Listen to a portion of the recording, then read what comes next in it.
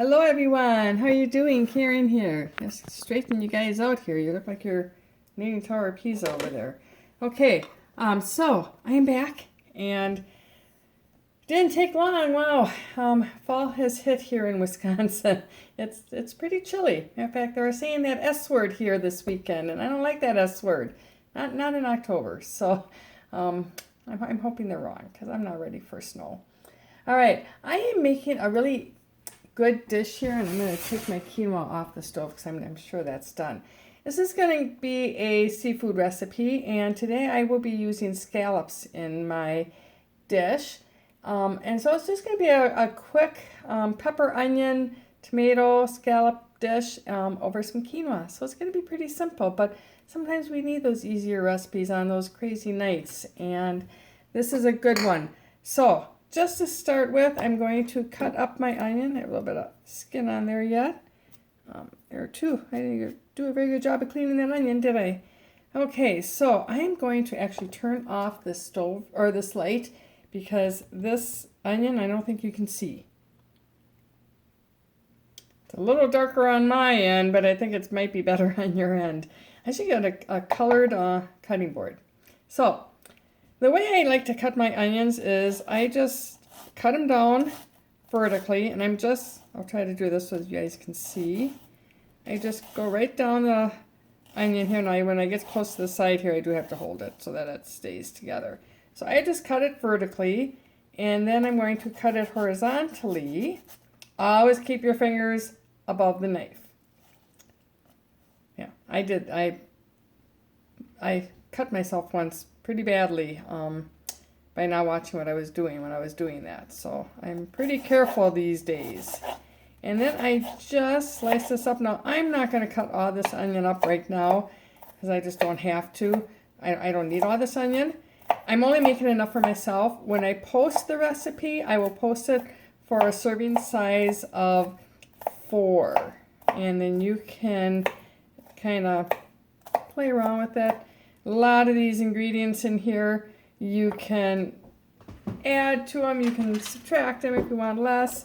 You know, that's what cooking's all about. Make it your own. You know, I'm here to kind of show you the,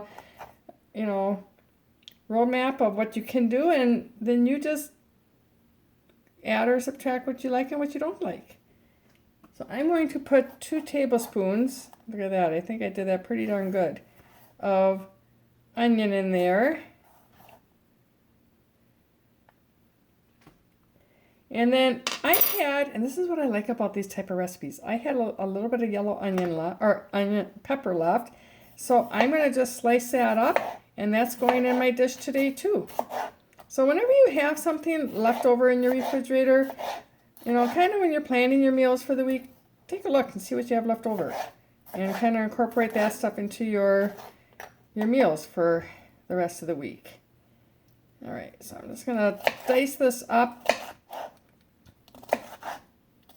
Just chunking it up, nothing fancy. And then I'm throwing that in my pan. I have a pan heating up over here with some grapeseed oil in it. And I'm going to grate up a little bit of my garlic. Now, I don't know if I've ever mentioned this on the videos at all, but whenever I use garlic, now you can use a garlic press. This is your normal garlic press. I mean, you can definitely use something like this. Works wonderfully. I go back and forth depending what I'm using my garlic for. I really like using my microplane. I really do. I just kind of run that garlic right over the microplane, and it makes like a paste. So you really see, look at that. You really get a nice fine grate with that. So if you're going to be making it into, say a dressing or anything that you're not going to want to be biting down into that garlic, this is a way to do it. All right, so I only did about half my garlic clove because that would be a lot of garlic if I did it all for me. So I'm going to turn the camera off for a sec, move you over to my stove now so you can watch me prepare it. Okay, so I have my onion and my peppers in here. Now whenever you have garlic, and I'm going to move my garlic right over here. Whenever you have garlic, you don't want to add it right to your pan. You want to be careful with garlic that you don't brown it. if you brown garlic, it's going to get very bitter. So never let your garlic brown, no matter what anybody else tells you. Really, it does. It gets very bitter if you let it brown. So I always like to add the garlic right at the end. It just kind of seasons the vegetables that way, and you don't get that overcooked. So I'm going to add just a little bit of salt and pepper to this. Now, I'm not measuring this. A lot of times I just go by the look. Salt and pepper, I always feel, is a little bit your own preference. I always like using Himalayan pink salt. It's my salt of choice. All right. It'd help if I turned my stove on, wouldn't it? I thought I had it heating up. Oh my goodness. Sometimes. All right. So, like I said, fall has, now I gotta find something to talk about because I didn't turn that on. I was defrosting my scallops. They were not quite defrosted, so I had them sitting in a bowl. I'm gonna again turn you guys off for just a sec, come back, and I'm gonna show you how to prepare those scallops so that you don't get, if you were going to be sauteing them, I'll show you how to get them prepared so you don't get, so you can get a nice crust on them. We're not going to be doing that with this recipe, but I will talk about that. Okay, so I am back with my scallops. I'm going to give this a real quick toss here. Oops. I meant to turn it down and I turned it off. That wouldn't have been good. All right. Those are really getting nice and softened. So I have my scallops here. I have about 3 ounces of scallops. And what you want to look for in scallops is you want to look for, if you can find them, if they say dry, frozen, or try to find scallops that have no water added to them. A lot of times what happens is on the boat, they'll dry them right, or they'll freeze them right on the boat. But a lot of times what they do is they'll add a water to them that has added preservatives to it to keep them fresh. So I like to buy myself organic stuff, and when I read that, I was like, I'm adding my garlic here now. You know, I don't want to have all that added preservatives in my fish. There's no need for it. So I took it upon myself and I started searching for a company that did not do that. Well, I found a company in our town, and I think if I can find it in my not so big town, I think you guys can probably find it in your not so big towns if you live in a not so big town.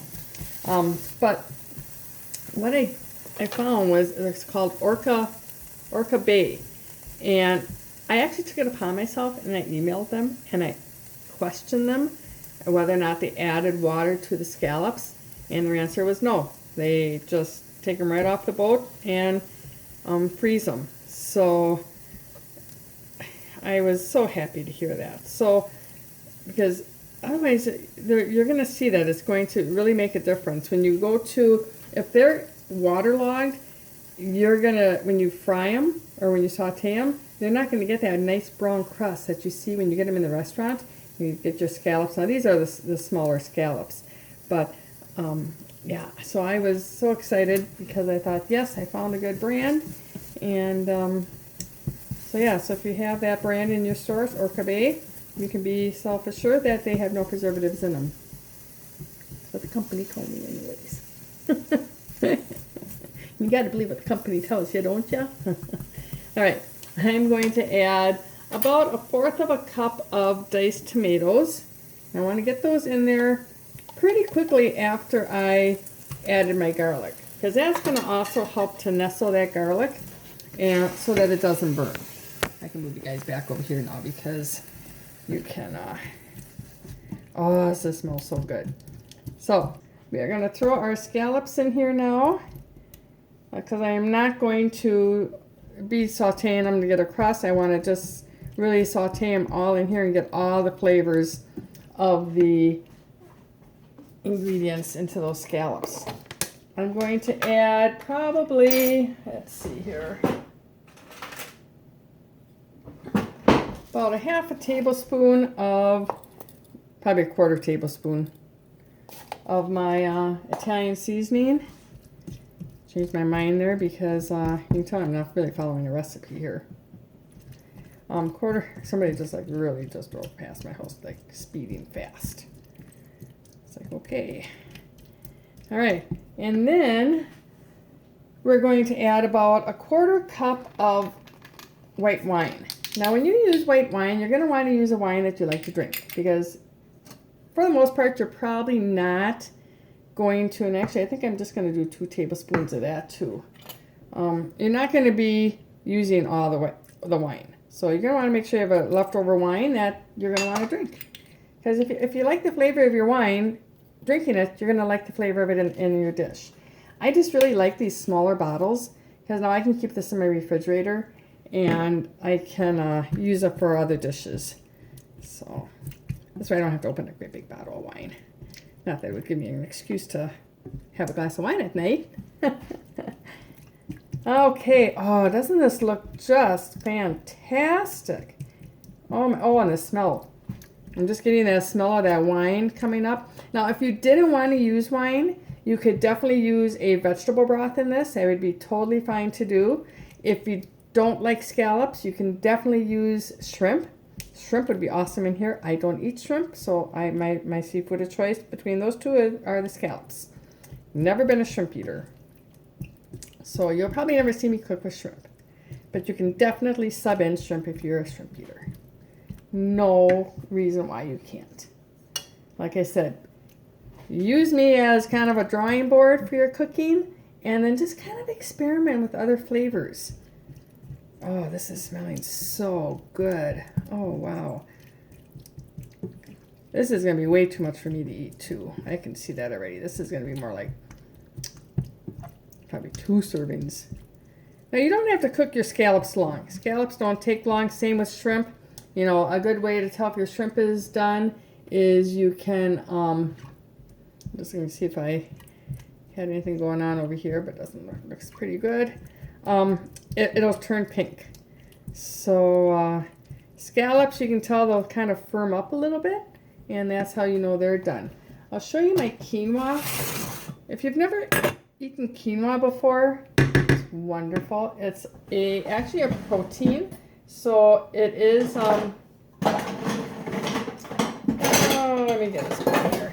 It is something good to have, you know, as an added protein. It's a grain, but it's also a protein. So let's see if I can get this up here. So just like that, a couple different brands that you can buy with that. You know, it really doesn't matter.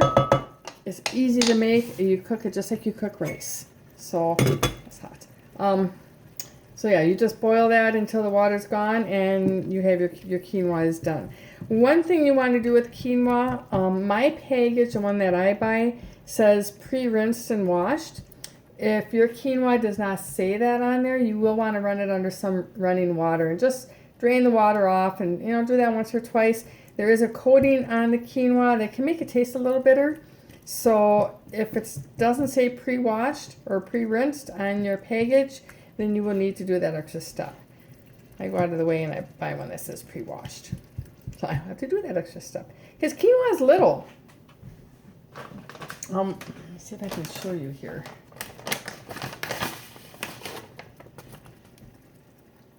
You know, can you see how little that is? That's very little. It's a very little grain. But what happens is it will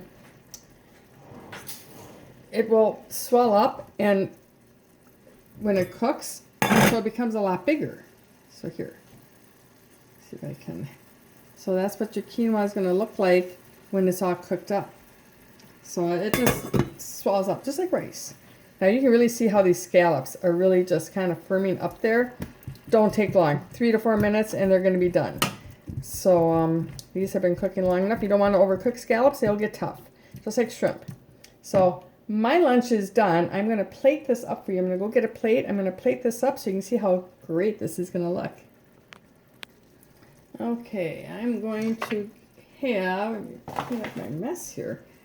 I want to have about a half a cup of quinoa, so I'm going to put that on my plate.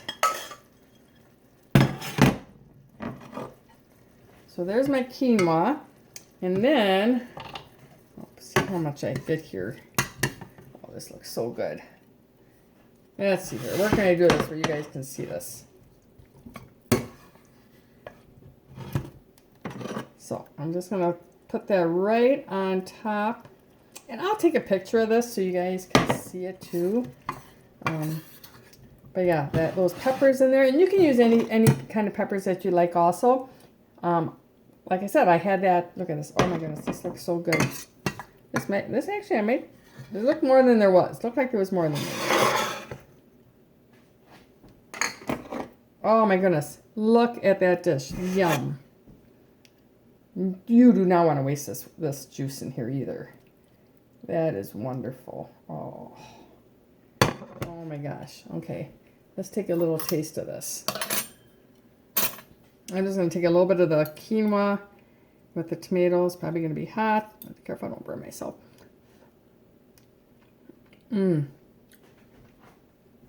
This is good.